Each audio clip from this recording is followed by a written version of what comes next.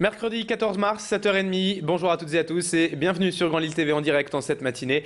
Ravi de la passer en votre compagnie pour dérouler ensemble le fil de l'actualité de l'agglomération lilloise. Voici, sans plus attendre, le journal préparé ce matin par l'ensemble de la rédaction.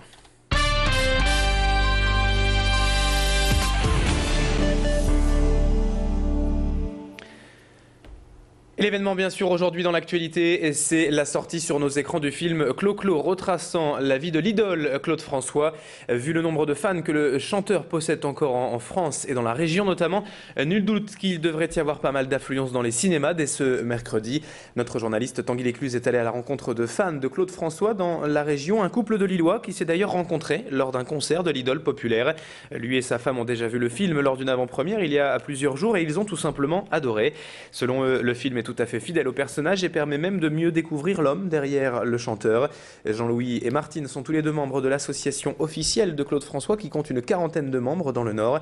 Ils retourneront très certainement revoir le film en salle d'ici les prochains jours et en attendant, ils nous donnent leur avis sur le film qui sort donc aujourd'hui au micro de Tanguy Lécluse. Au jour d'aujourd'hui, je pense que personne n'ignore que le film sort le 14 mars, quoi. Et tous les professionnels qui ont vu le film en avant-première, je dis bien les professionnels et non pas les fans, sont quasiment tous unanimes que c'est un film événement. On découvre vraiment le véritable Claude François, l'homme qu'il était, avec ses failles et puis avec ses qualités, mais surtout que c'est un très très grand film. Outre le fait que ça soit Claude François, le jeu des acteurs est vraiment époustouflant. Également à la une de l'actualité, c'est donc officiel depuis hier, Marine Le Pen, leader du Front National, a bel et bien ses 500 signatures pour la présidentielle. Elle l'a annoncé hier depuis son fief électoral d'Hénin-Beaumont dans le Pas-de-Calais. L'Arlésienne du Front National à chaque élection prend donc fin avec cette annonce et Marine Le Pen espère maintenant relancer sa campagne sur d'autres thèmes. Entourée d'une centaine de militants, vous le voyez sur ces images, elle a tenu hier un mini-meeting pour officialiser sa candidature.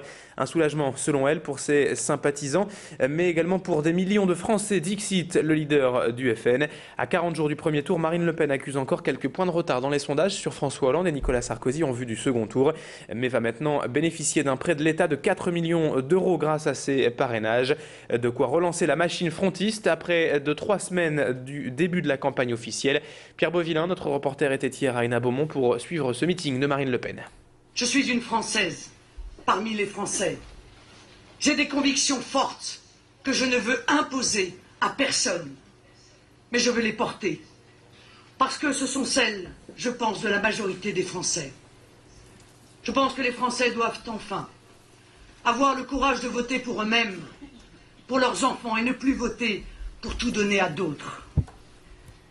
Je dis que les politiques sont disqualifiés pour les affaires de l'État. Je dis que le peuple doit parler et à nouveau se faire entendre. Hier, au lycée Kernanek de Marc-en-Barœul avait lieu les 8e rencontres défense-éducation nationale. Une journée spéciale où l'armée va à la rencontre des lycéens pour évoquer ses métiers, tenter de changer son image, mais aussi et surtout de séduire de jeunes recrues. Les métiers du secourisme et des pompiers notamment étaient également présents, avec au programme des expositions, des démonstrations de manœuvres et de matériel tout au long de la journée, ainsi que des ateliers de réflexion pour mieux connaître la défense nationale et ses objectifs. À l'issue de cette journée, les lycéens ont reçu leur certificat de JAPD, la fameuse journée d'appel de préparation à la défense. Macha Grunessan a suivi pour nous cette journée de rencontre. On écoutera tout à l'heure dans une prochaine édition l'un des responsables, le lieutenant-colonel de l'armée régionale. En ce mercredi 14 mars, on évoque maintenant l'opération Mars Bleu 2012, le mois de mobilisation pour le dépistage du cancer colorectal. On n'est bien sûr pas obligé d'y penser tous les jours, mais il faut tout de même y penser un peu car ce type de cancer tue plus de 17 000 personnes par an en France.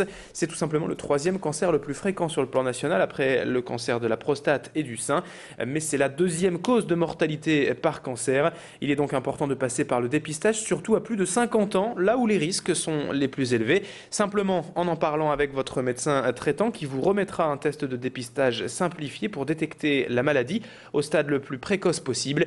Durant tout ce mois de mars, plusieurs actions localisées dans les cliniques ou les hôpitaux et des campagnes de publicité sont prévues. Notre reporter Pierre Beauvillain est allé à la rencontre de médecins hier pour faire le point sur cette mobilisation. Plus on diagnostique tôt, moins la lésion est invasive en profondeur dans les couches de l'intestin, plus le pronostic sera meilleur. Autrement dit, si on diagnostique des cancers au stade initiaux 1 ou 2, sans rentrer dans des détails de microscopie, on va avoir des survies à 5 ans qui seront très importantes. Donc il est important de diagnostiquer tôt des lésions peu invasives qui dépasseront les 5 ans de survie aisément. Allez, on termine maintenant cette édition avec ce reportage au Palais des Beaux-Arts de Lille, inondé la semaine dernière après les fortes chutes de neige. Le toit et la verrière n'ont en fait pas résisté à cette neige qui, en fondant, s'est infiltrée et a ruisselé vers les salles du premier étage. Des salles accueillant des peintures majeures de Goya ou du Gréco qu'il a fallu évacuer en catastrophe lundi soir. Heureusement, tout a été préservé par les conservateurs du musée et après une semaine de rénovation sommaire, le site va rouvrir normalement ce matin. D'autres travaux de plus grande ampleur sont d'ores et déjà prévus d'ici 1 ou 2 ans pour rénover entièrement la toiture du musée. Explication complémentaire avec Laurent Dréano, directeur de la culture à la ville de Lille, au micro de Clément Carion. Au Palais des Beaux-Arts, on a eu affaire, mais comme partout dans l'île, à des circonstances totalement exceptionnelles.